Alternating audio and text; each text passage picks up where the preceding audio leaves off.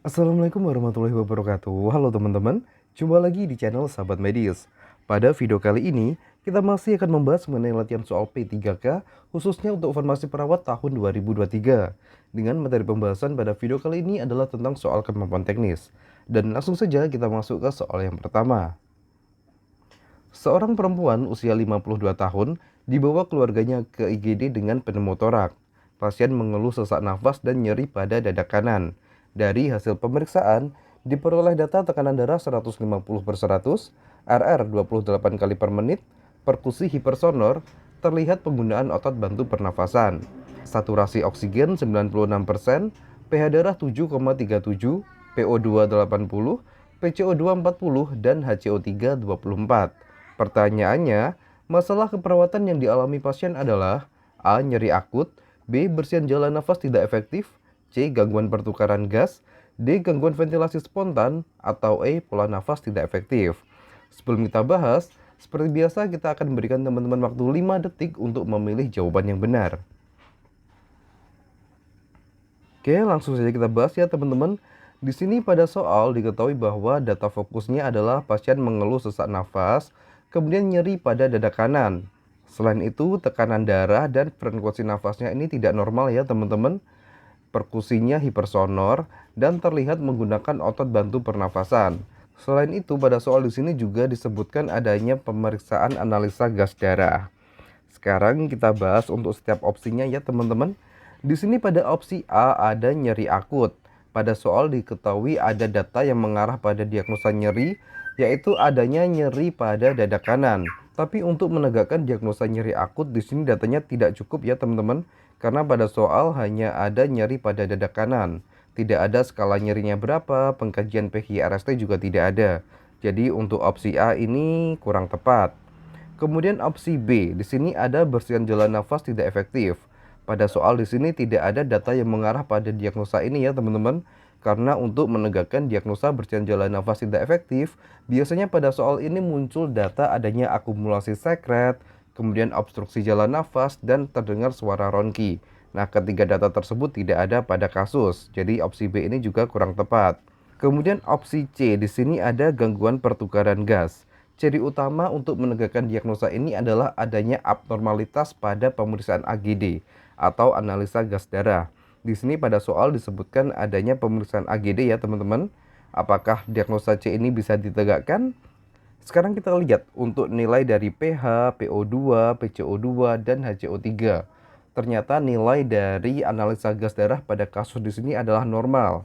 Jadi untuk penegakan diagnosa C dan D ini tidak bisa ya teman-teman. Untuk diagnosa gangguan ventilasi spontan di sini cirinya juga adanya abnormalitas pada pemeriksaan AGD dan adanya data yang menunjukkan bahwa pasien terpasang ventilator mekanik. Sehingga jawaban yang paling tepat adalah opsi E, yaitu pola nafas tidak efektif. Di sini data mayor yang mendukung penegakan diagnosa ini adalah pertama di sini ada sesak nafas. Kemudian RR-nya juga lebih dari normal ya teman-teman, yaitu 28 kali per menit. Dan adanya penggunaan otot bantu pernafasan. Sehingga jawaban yang paling tepat adalah pola nafas tidak efektif. Oke, sebelum kita masuk ke soal berikutnya, di sini kita mau menginfokan salah satu platform penyedia latihan soal P3K yang bisa teman-teman ikuti untuk memantapkan diri menghadapi seleksi P3K tahun ini. Platform tersebut adalah Nip Warrior. Berikut ini adalah tampilan dari platform Nip Warrior. Di sini ada beberapa formasi seperti dokter umum, perawat terampil, perawat ahli, bidan terampil, dan beberapa formasi yang lainnya. Sebagai contoh, di sini kita buka untuk formasi perawat terampil. Jika teman-teman gabung pada platform ini, beberapa fasilitas yang teman-teman dapatkan diantaranya, yang pertama pembahasan soal bersama mentor melalui Zoom, kemudian 13 video pembelajaran kompetensi manajerial, sosiokultural, dan wawancara, lalu 4 paket tryout kemampuan teknis perawat, 4 paket tryout manajerial, sosiokultural, dan wawancara. Selain itu, teman-teman juga mendapatkan PDF materi, baik itu tentang formasi perawat maupun tentang kesehatan umum. Selain itu juga, teman-teman difasilitasi grup WhatsApp dan free konsultasi dengan tim Nip Warrior. Untuk cara gabungnya, teman-teman tinggal klik saja linknya di deskripsi video ini. Oke, sekarang kita kembali ke materi video kita ya teman-teman.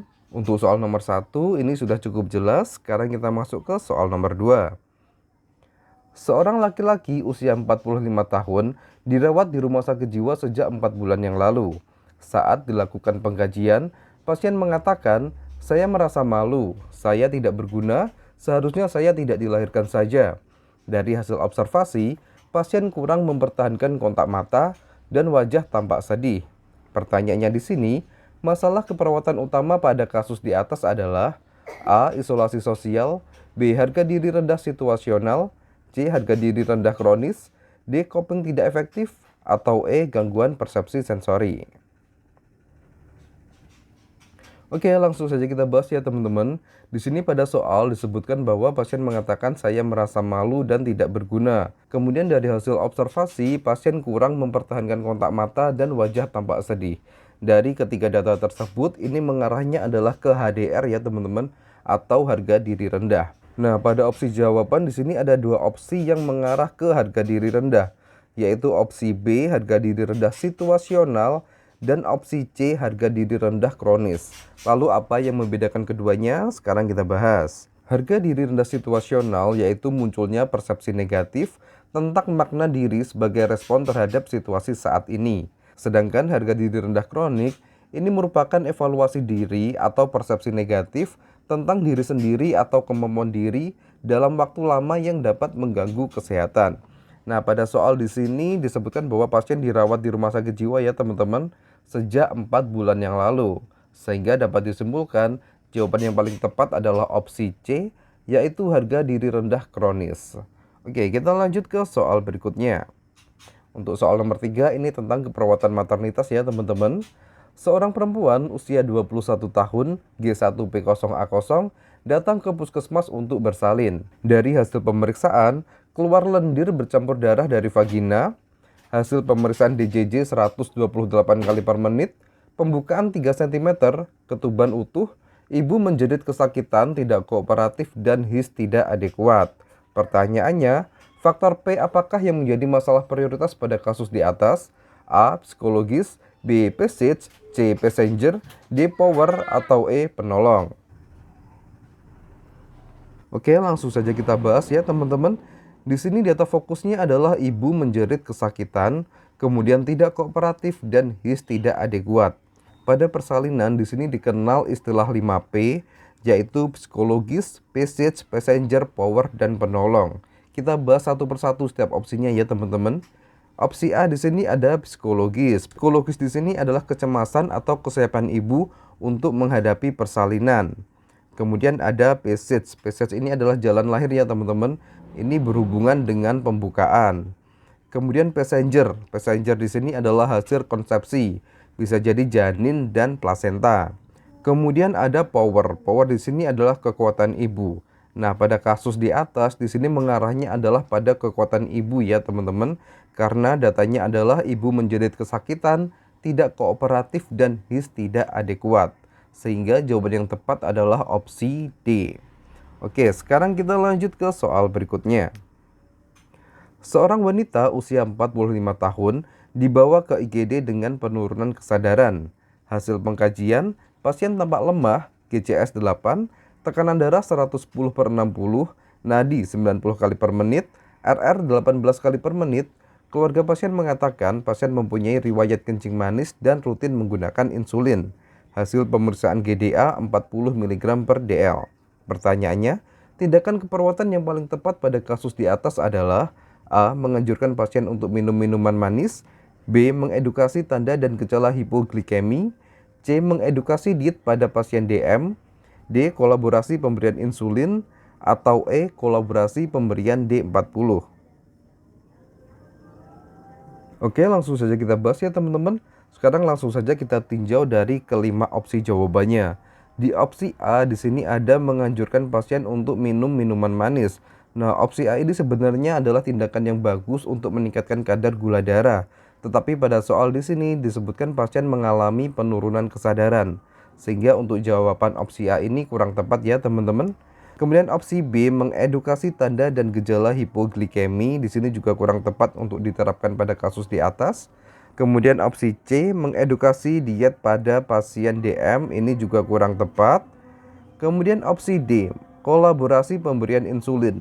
Nah, di sini pasiennya mengalami hipoglikemi, jadi tidak dianjurkan untuk dilakukan pemberian insulin.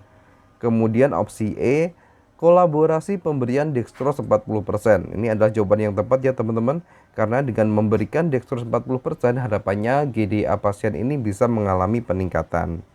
Oke, sementara cukup sekian dulu untuk video kali ini. Semoga video singkat ini bisa bermanfaat dan semua teman-teman pada channel ini bisa lolos pada seleksi P3K tahun ini. Wassalamualaikum warahmatullahi wabarakatuh. Sampai jumpa di video berikutnya.